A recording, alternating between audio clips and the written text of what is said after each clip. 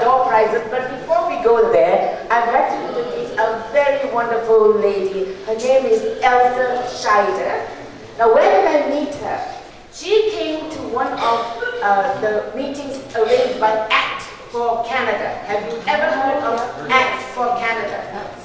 Yes. Well, this is an organization that's very, very worried about the Muslims coming into Canada and changing our way of life. I mean, on top of all the other problems, we've got this coming onto us, and it's going to be big. Because we know already that when Muslims come in large enough numbers, they make demands. No holds. And then, of course, the politicians listen to them for some strange reason. That's why I said, Elsa, I want you to explain to me the psyche. What is the psyche behind people in the Western civilization? Because this is not happening out east. I'll tell you that. China doesn't allow it. Japan doesn't allow it. Just Western civilization. What's wrong with us? Money. They're bought. Money. Yes. No, they're that bought. is one reason. But because Elsa is a lecturer in psychology, sociology, she can maybe explain to us what is going on. Okay? So that's why I met Elsa. And I said to Elsa, yes, Elsa, I've heard your views on Muslims. I know it's a big problem. But in Canada, we also have another big problem. And that's a problem we've been fighting for over, 40, 50 years since the organization called APEC started. Hey, what? APEC. This is an old organization, Alliance for the Preservation of English in Canada. That's the first one. Yes. Yes, could we ask the people in the further end of the room to please stop chatting? Yes, people at the back of the room, please. We can hear you guys talking, so please don't, because Elsa is a very fine-spoken lady, not like me, and she might not be heard if you guys talk at the back. Okay, now my question to Elsa.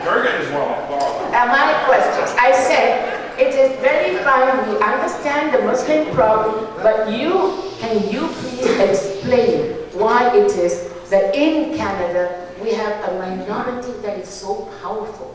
What is wrong with the rest of us, the majority? So I asked her, okay, can you please tell me if French immersion is actually working? No. Because she's an educationalist, she knows. She's from Quebec also. Now she knows about New Brunswick, she knows about us. So I say, first of all, you have to please explain to us why the English-speaking majority is so frightened of the French. What is a fear factor? What do they mean by fear factor? What is political correctness? Explain all that, please, Elsa, because we are dying to know why we're on a suicide mission. Because this is a suicide mission. If we all sit back and allow the French, they are very powerful. No matter what you say, the French are very powerful. They've got the ear of the government, number one, and they've got billions of dollars in all kinds of grants. Every time you connect to one of them, they have lots of money. We don't. So we can only depend on people who are interested enough. So please send your letter in.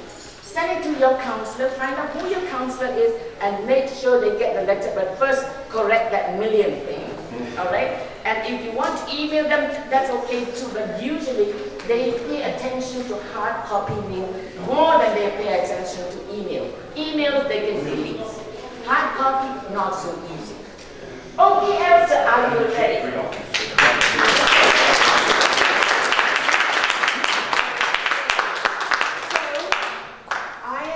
Going to push a button or two and disappear down here because I also want to record this myself. So what I'm going to do is, now my computer is, okay, and I'm pushing this.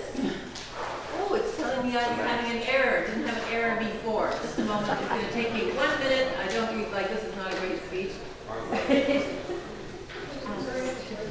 Okay, just a moment. It's going to be starting. Now. No, yeah, well, you got to realize instant in the computer's thing is not like I had it all perfectly set up. And it had, you know, Play by play. I love it. Okay, it's all about entertainment now. Play by play. Okay, are you recording? Yes, yes. Okay, so what I'm going to do is clap, because I have to put the sounds thing together. Okay, Kim asked me two things. And one was to talk about bilingualism in Quebec.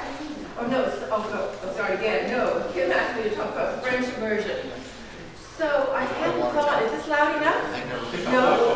Okay, a little closer? Okay, now it must be. Okay, Kim asked me to talk about French immersion. And then, yes, I have had a lifelong passion with understanding, ever since grade 7, with the failure of the French Revolution and the Russian Revolution, why do movements that start out sounding so good end up often horrible? And so like bilingualism, it sounds very nice, very innocuous, all very nice and everything. Why is so much negative? And also, in terms of Quebec, why is there so much rage against the Anglos and everything? So anyhow, this has been a lifelong question. I've done lots of doctoral research, and first of all, I looked at French immersion and I answered some questions in case you don't know all the answers. How good is it for students? How good is it for teachers? How good is it for parents? And what about taxpayers? Okay, students. First thing any parent needs to know before they put their child into French immersion is that parents are told, if they're told anything, expect your child to come home exhausted and crabby for at least 1 year. Maybe 2 or 3 years. Now, what is that? Does that mean that the child has had a good time at school? No. Like, what's the priority at school? That the child has fun learning? That the child sees learning in a positive way? Or is the priority learning French? By the way, I speak 5 languages. So I'm definitely not against learning languages. But on the other hand, I loved school. I loved learning, and I was learning in my dominant language. One of my 2 dominant languages, English. And my other dominant language is German. So, and then, but I wouldn't want to have a child that was having a horrible time in school so it could learn a language. Especially, is it effective for the student? No. At the end of, and by the way, I taught in Quebec. Most of my students had gone through French immersion because I was teaching college level. Most of the students had gone through French immersion. And they complained repeatedly that they did not speak French. So this is in Quebec, where there was French outside the school, but their circle would be English. So it's a very ineffective way of learning. By the way, in terms of myself, I got the most horrible French education, meaning a little bit of French from grade 3 on. And then in first year university, I took a Spanish course. And I also took a French learning how to pronounce properly course. At the end of the first year, I spoke Spanish fluently, and I kept speaking Spanish fluently. Si hablo español. My French, at the end of the year of French at McGill, was worse than a year because I was starting with every brick in the wrong place. Whereas Spanish, it was well constructed that after 6 months of Spanish classes, I was able to be fluent. I wouldn't have taught philosophy in Spanish. But, you know, isn't it a great day, and should we go for a walk, and oh my God, isn't it gorgeous? I could say all of that in Spanish, and 20 years later, because I ended up not going to a Spanish place for 20 years, my Spanish was still there. In a couple of hours, all because the pathways had been set down right. French immersion, by only giving a few hours a day, is not very good for virtually all students. And yes, many drop out, and all those who don't drop out do not learn well. So, by the way, I'm going to skip ahead from students to taxpayers. It's between $1,000 to $4,000 extra per student per year. New Brunswick, which has the highest French immersion rate, it's 75 million extra in a poor province. Wow. Now, what is $75 million? Have to close that on me for school. Well, I'm going to come back to what other stuff it does to students. The French immersion students, by the way, have tremendous advantage. It tends to be the better students, nobody with behavior problems, no one with a learning disability. So you double stream, so it means the weaker students tend to go in the English stream, which means that if you have a bright child, a natural learner, you want the child to be with other bright, natural learners. So you can put them into a French immersion where they're going to hate school. Okay, really good. Is that lose-lose? Now, there's often no good English stream, and in fact, they're threatening and have closed some English language streams so that everyone can be bilingual and learn to hate school and not speak French. I do not, it doesn't sound very successful to me. So taxpayers lose, students do not. In fact, I would say that if a kid is motivated to learn French, 1 year of a good language class will give you more than French immersion, where you're struggling, and also how well will you learn your history, how well will you learn your geography, how well will you learn, by the way, immersion students tend to do better at reading, but worse at math. Maybe because in math you have to really understand, but I was a bookworm, I love to read. What would it be like if I didn't read the words well? Would I really enjoy what I was reading? I remember I read the library. It was a great pleasure. Now, to do that, you have to really be fluent. By the way, I'm really bilingual with French, but at the end of the day in French, I'm still tired as an adult, and I prefer to read in English. In other words, when you're reading for fun, you want to read in a dominant language, and French is not one of my dominant languages. I don't see how you're serving students well. What you are serving well is an ideology. Two more things. How well does it serve parents? Well, if a parent is not French speaking, it's really going to be hard to help your child, especially things like grammar and everything. But even if you're going to do the history and stuff, then I'm going to go ahead to teachers. This benefits tremendously French-speaking teachers. It disadvantages English-speaking teachers. In fact, there is such a demand for French-speaking teachers to teach the French stream that people with no qualifications to teach have been hired because they're so desperate. On the other hand, very qualified English-speaking teachers may not get a job. When they do get a job, they're going to have the learning disabilities, the behavior problems, and the weaker students. So it really does not work out well for teachers in English, nor if your teacher hasn't learned how to teach. They may be gifted, but if not, it's not working out that well. I'm going to say another thing about the teachers, and I'm going to bring it to history. One of the things that I know, living in Quebec, I rarely trigger this, is the hostility to English speakers. Yeah. I can trigger it, and the way I do it is I speak English. No, every now and then, but it's just so natural. Like I have lived in an all-French environment, like in the south of France. Like I don't expect people there to speak English at all. Okay, but a few days ago I said, try out my English at the IGA. Hey, c'est pas bilingue ici. It's not bilingual here. Tim Horton, exit 29.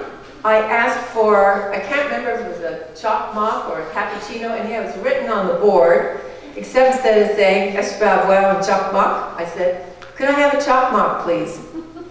But, and I'm like, and I say, does anyone here speak English?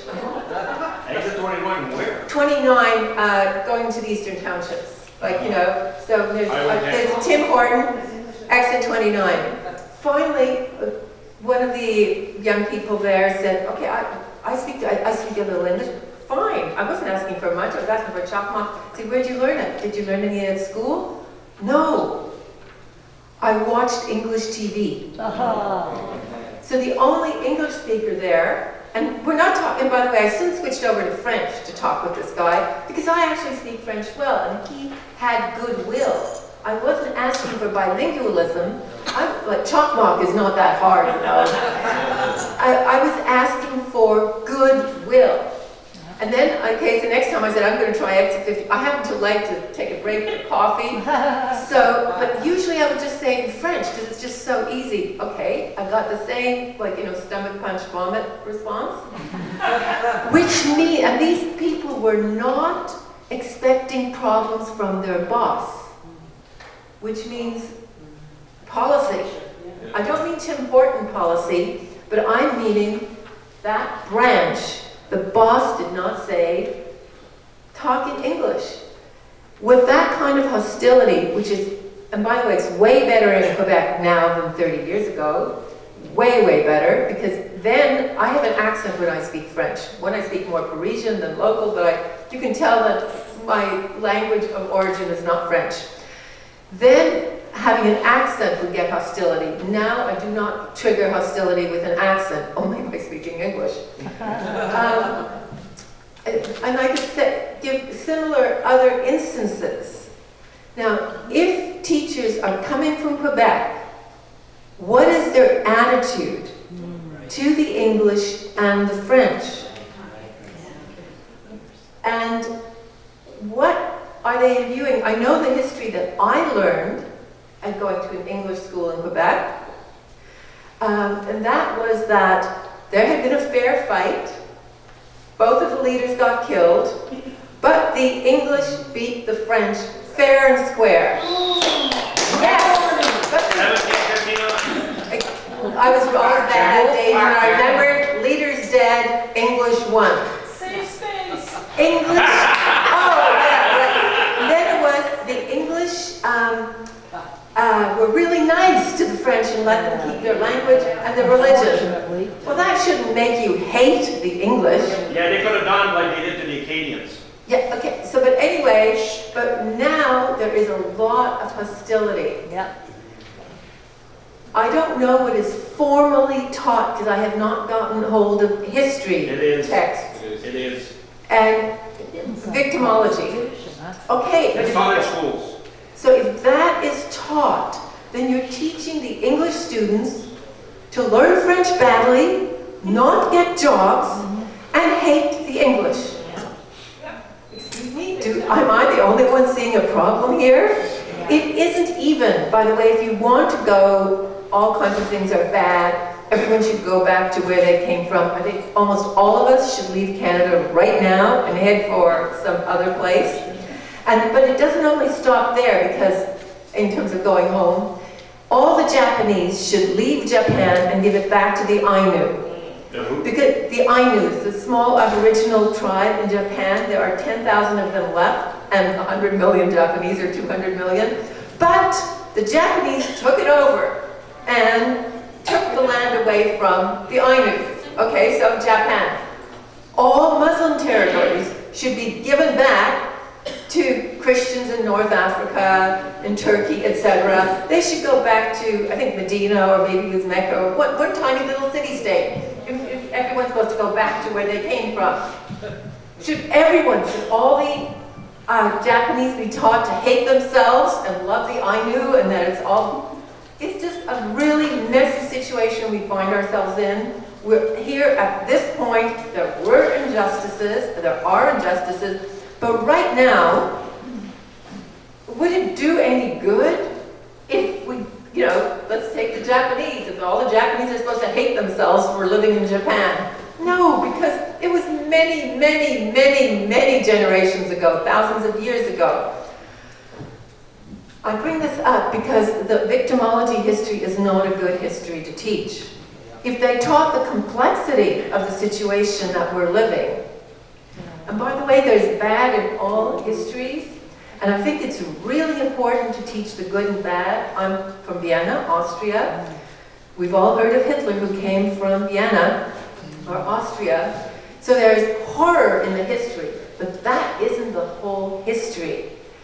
And now we have to, you have to recognize the past, recognize the horror, recognize the good, and build further. So that myself now, I have Jewish friends, I've been to Israel, etc.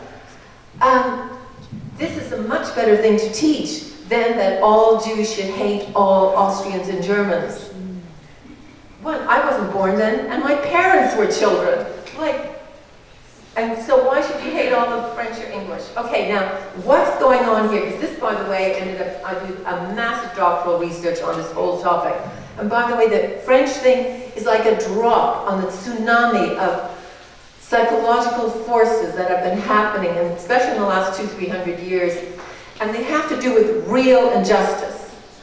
Women not having any rights, women not having the votes, black slavery. If you were Chinese and you came to Canada, you were working on the railroad and weren't allowed to bring a wife or your family. These are real injustices that when we look back. So that's the origin of a lot of things. The buffalo killed and so many Aboriginals starving to death. This is real. So the origin of a lot of the movements, there is injustice.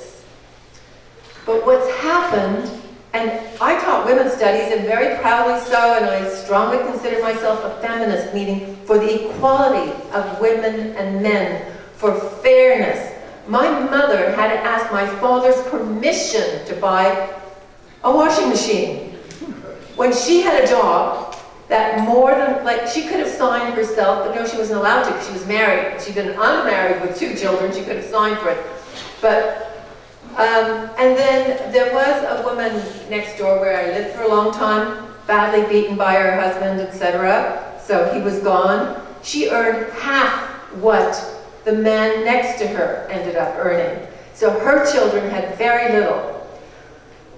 These were real injustices, and I'm totally against them.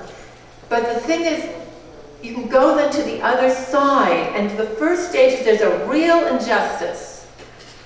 It's not an imaginary injustice, and the other side usually thinks it's superior. Men think they're better, whites think they're better, Christians think they're better. So that's the first situation. Then there's something to make it more just, something wakes up people, etc. But what happens in the next stage is almost reversing things, and often what it does is it unleashes huge amounts of anger. Not in all people, not in people like my mother who both wanted to sign for the washing machine and like special privileges for women. Mixed up person. But there is often a rage, and that can be fueled and strengthened. And by the way, we have social forces. It's not, in both communist forces and Islamic forces with massive infiltration. If you're interested in that, there are 2 books I'd recommend. American Betrayal and Catastrophic Failure. In other words, the movement reversing the positions isn't entirely natural. There is, and read American Betrayal, the massive communist infiltration in the United States was just absolutely incredible and disgusting. Catastrophic failure on Islamic infiltration is also massive. In other words, when the forces reversed, it wasn't just natural. There was somebody pushing it to make it worse. Think about the American movement for blacks. Black Thugs Matter. It's not equality for blacks. It's a young criminal who had a 6-year record of theft and stuff and was caught in yet another store robbery. He did end up getting shot. No, I don't believe in shooting somebody. But on the other hand, should a town burn for this? And he was resisting arrest and all that kind of stuff. Yeah. The things that happen are insane, and Obama was encouraging them. Yeah. So what we have is true injustices, then the situation gets reversed instead of stopping sensibly. Like I was teaching, I think, middle equality. So racial equality, sexual orientation equality, disability rights. So, there are a few, it cost a lot to put in all those toilets across Canada. On the other hand, if you happen to have a mobility problem, you're very grateful for them. And the rest of us are paying. I am for that. So that is making things fair. But the problem is they haven't stopped at fair. And also people generally haven't understood the psychological dynamics of rage and hatred, and that you have to confront it. And I'll tell you, the Anglos, it's not just the Anglos though, the Europeans are letting Europe being taken away from them. 15% of people in the Holland are Islamic. Wait another 10, 15 years, it'll be 25 or 30%. The country will be taken away from them. And people don't listen. So it's not just, I'm just going to say it's Anglo passivity. No. It's, what was the force that got people to stand up, like Harriet Tubman, the Underground Railroad for slaves? Yeah, Germany and Sweden and England are next.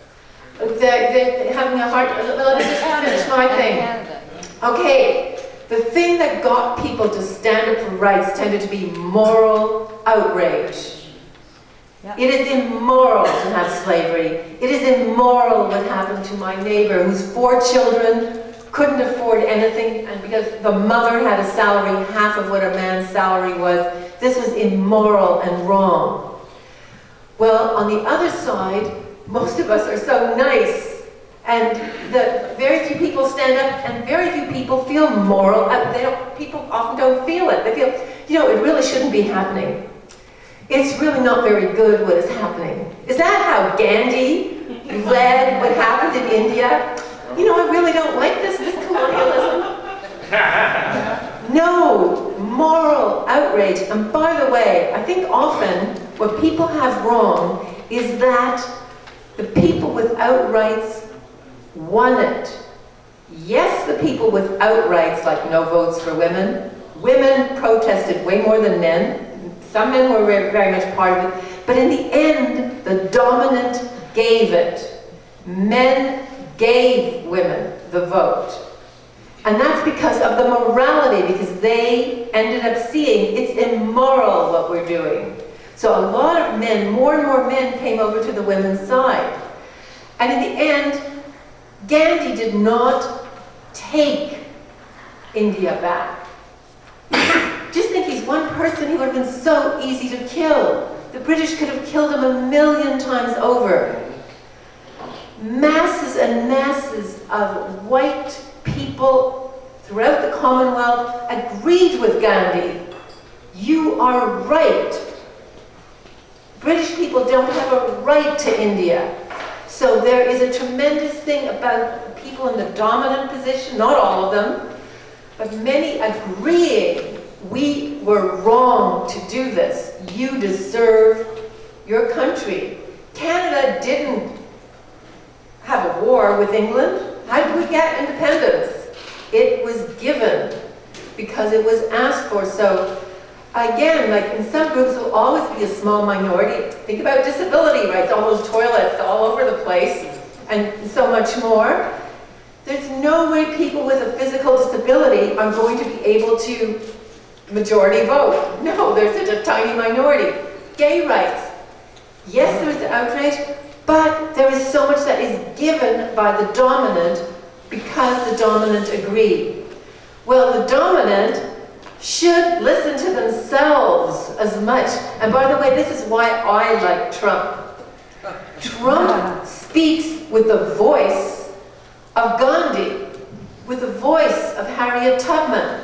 Like, in other words, she was a black woman against slavery. Trump speaks for Middle America, but he's not apologetic.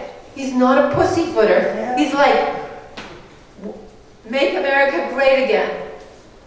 He's not apologetic. He's insisting, yes, we have a right to this. As much as slaves have a right not to be slaves, and women have the right to vote, and maternity rights and all that kind of thing, I think we need that strength. And there's two things, so that many people have way too much fear, embarrassment, intimidation, and don't confront the anger, like the anger of the French. You know, On ne parle pas, on ne sait pas bilingue ici. I mean, you know, that's right under the surface. By the way, I have to be careful because it's very easy to arouse my anger back and say, okay, I won't buy my groceries here. Then I go, that's the only grocery store in town. It is. So what am I going to do? Actually, I'm not going to go to that grocery store again. There's another store on the way from Montreal. I'm going to buy there. Well, I know I can get English there. And it is moral. It's moral. I'm trying to vote with my few little dollars. So I have probably taken more. Oh, by the way, if you don't stop the outrage, it is incredible where it goes. I don't know if you've read the headline. The South African Premier, we've all heard about Mandela. By the way, this made big Mandela, it's all peace and reconciliation. What does the current president say?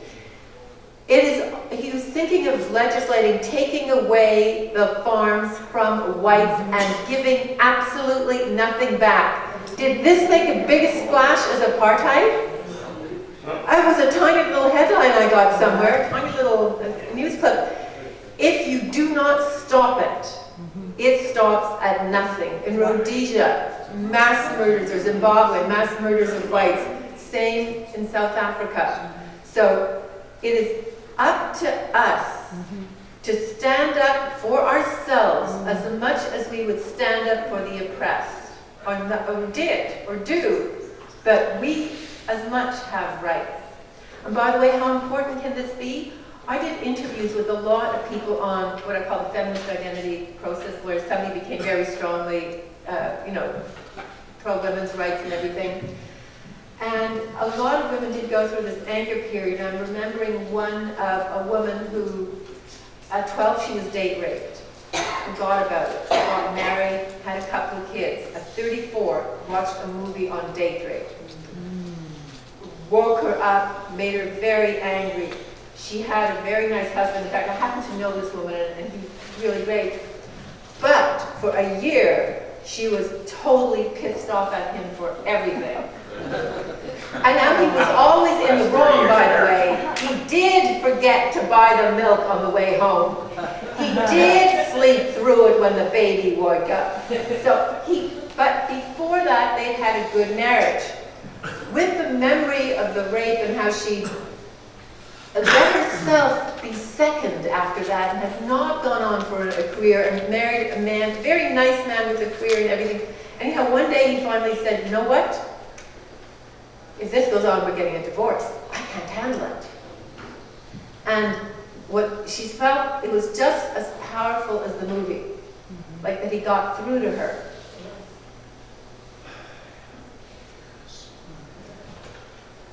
And I'm sorry, this is something I inherited from my father. He cried at everything. He cried at everything. And this is a big, powerful, muscular man. And he was so ready to tears. And I am genetically definitely his daughter. So, anyhow, that story had a happy ending because while the anger had been there, he had confronted it. And he broke through. And he was really a good guy, she was really good, and they had 2 very nice children, blah, blah, blah. And so I met her several years later, and I interviewed her. And this is the happy ending that I think we need. But we need to, on both sides, really stand up. My question to you is, why is it as a woman, I feel a lot of the problems are from women. Because I think this whole thing about Trump has been a women problem. They can't stand him, they think he's this, he's that, this. Oh, no, just a moment. That's some women, because he is adored. I've been to a rally of his, loads of women there. So some women hate him. What? Liberals. Okay, but liberal women do not stand for all women, like liberal men do not stand for all men. So, But they say so. Women, though. what? A bulk of what's going on with a lot of the radicalism of this Trump issue and with men, when they go to the gender issue, everything, it's been a force of women that tend to be driving it, and men have lost their way. I think the whole feminism thing has gone one way. It's gone too far. It's every movement. You get it with black rights. Black Thugs Matter is black right's going way too far. So you can get it with lots of movements. I also, one of the women I interviewed was a lesbian who tried to convince her brother that he had to be gay. Because, like in her anger, so you're going to see any movement can go too far. The right place is equality. But when the woman that I'm talking about who got into a real anger phase, she was trying to convince her brother that the only right thing to do, except it wasn't right for him, so he never went there. Yes, there are lots of problem women. By the way, women like myself have lots of problems with many of those women. For example, some of those women have said that the only feminist religion is Islam. Are you kidding? No, but I'm just saying, those women are brain damaged. Brainwash. No, damage works better. It's damaged. You cannot tell. They don't have any brains. No, it's like it was there, but something got wrecked, got turned off, etc. Go and also see what money is behind it. The name Soros. Yes. That meant that it's billions. Like some of those marches and stuff apparently cost something like $30 million. You know, and so there's an incredible amount of pressure to be one way or another. I also know that there's an incredible, same movement, BDS, Boycott, Divest, and Sanction Israel. There's a huge anti-Semitic movement. It's all the same thing because it's not looking at Palestinian issues, or in quotes, it's not looking at Islam, which has more problems than any other religion I've ever looked at, and it's the only religion I know well, because I come from a very secular background, but it has masses and masses of problems, and it's the only religion which is demanding special treatment, like for Islamophobia. It's just incredible, and by the way, I think all these issues are linked. So you may have come in through language. I may have come in, like on Islam, about the cartoon and whatever, and then, you know, then there's feminism and all these things. All of them are linked with the same waves. Social engineering. Well, no, it's also with an injustice moving to the other, and yes, so, some people in there infiltrating social engineering, dominating Our children. Yes, and then there's the French, English-French, and the bilingualism. You know, like there's a parent, a little tiny parent, and all they want is what's good for their children. Oh, the smart kids are taking French. They're going to go, my kid, I want the best. And they're pulled into this great big ocean of things.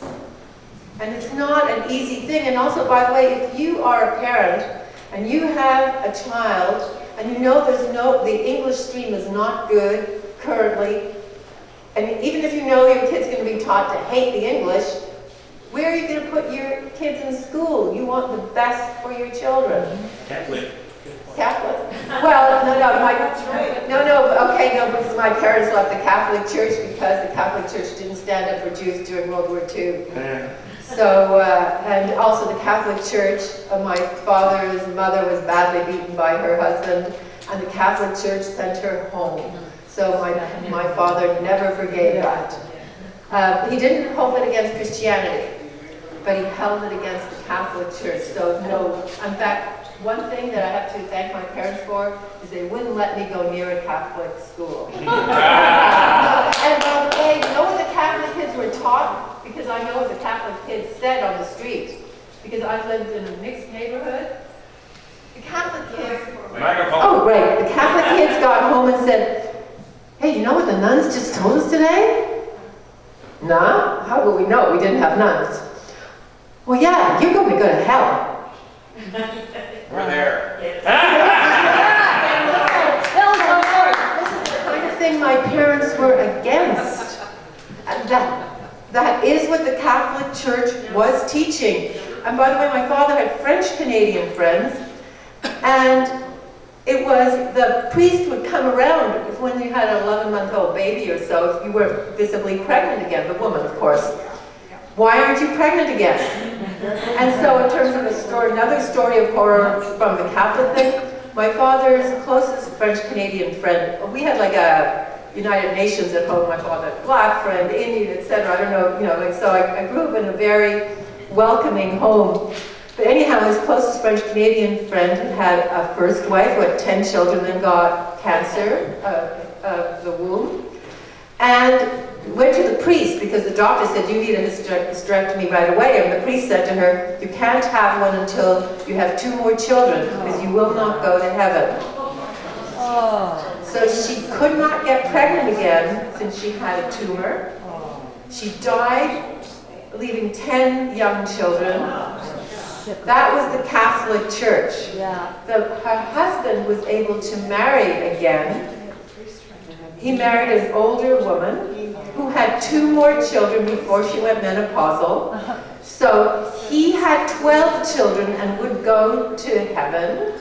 But he had left the Catholic Church after the death of his wife. Yes, so, except for the fact that now he was going to go to hell for leaving the church, he would go to heaven. But his second wife, who didn't marry till late, was purgatory, I don't know.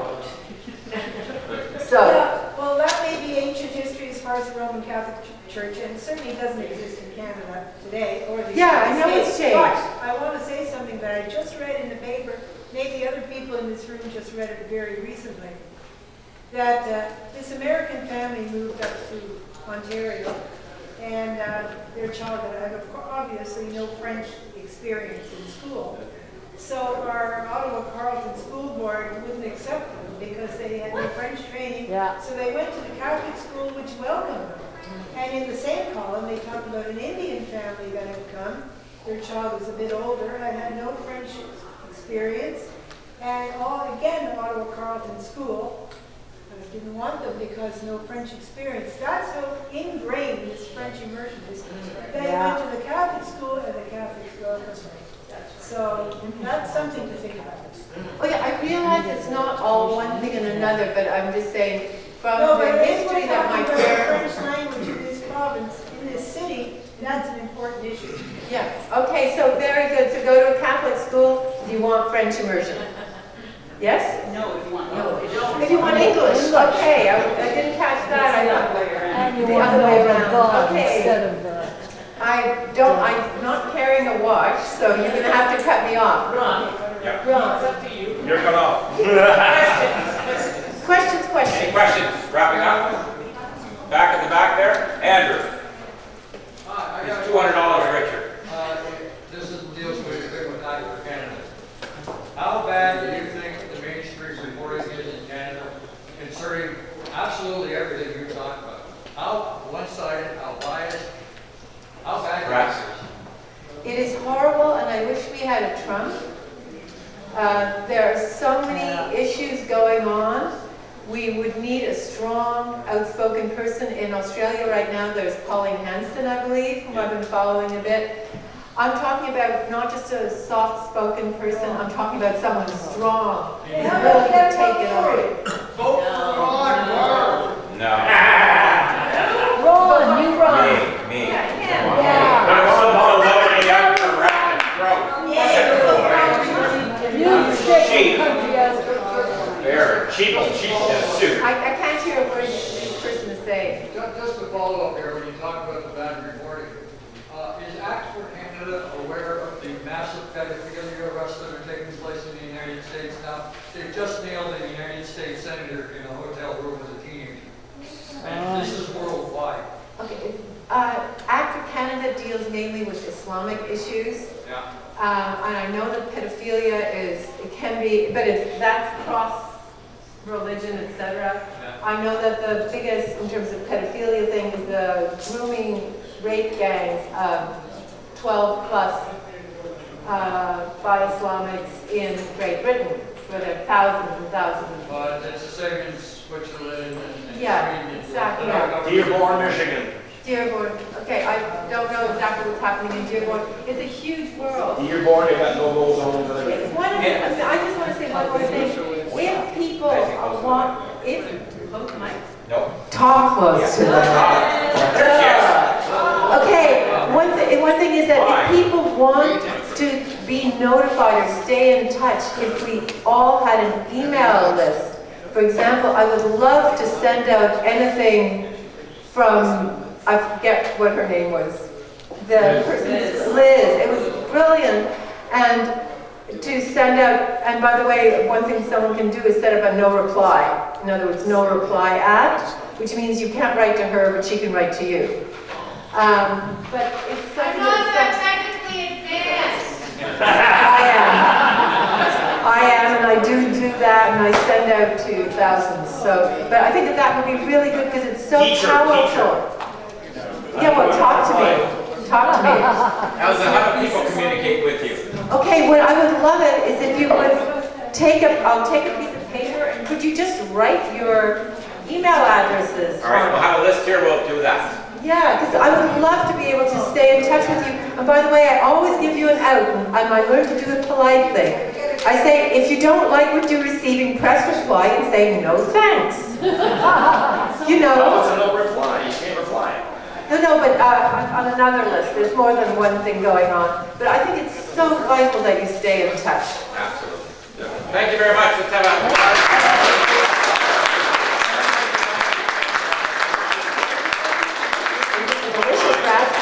No, it's not the raspberry, it's apple, but it's fabulous. How many do we draw? 5? 5, okay. I want 6 Ron bars. Okay, come on. One time I would have won a prize. Gee. Elsa. Pull Ron bar. Just say Ron bar. It's Ron Merrill McMillan. Marilyn McMillan. Close. Merrill McMillan. Merrill, go ahead. Okay. Jesus. You got the wrong thing. I had them all filled up with my name on. We took your name out. Yeah, I think so. We're gonna keep drawing, so you're gonna be here till 7:30. Okay. Ron Barr. Barry, Ron, Dickon, and Bart. I'm not a dick, man. Keep going. Barry, go ahead. Grab your prize, Barry. Okay. Graham,